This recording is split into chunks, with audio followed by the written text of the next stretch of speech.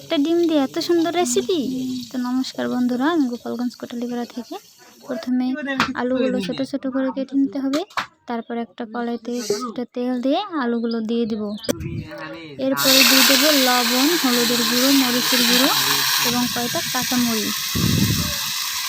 এরপরে একটু লাড়াচাড়া দিয়ে সুন্দর করে মিক্স করে 5 মিনিটের জন্য ঢেকে দেবো। 5 মিনিট পরে আলুগুলো কিন্তু অনেকটাই সিদ্ধ হয়ে গেছে। এরপরে কিছুক্ষণ নাড়াচাড়া দিয়ে সুন্দর করে ভেজে নেব। এরপর দিয়ে দেবো একটা কাঁচা ডিম ফাটিয়ে। তারপরে কিছুক্ষণ ভেজে নিয়ে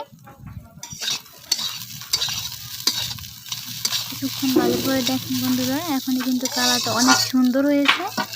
তো এই দেখেন আমাদের ফাইনাল লুক। যারা যারা না খেয়েছেন তারা কিন্তু অবশ্যই একবার বাসায় ট্রাই করবেন। ধন্যবাদ।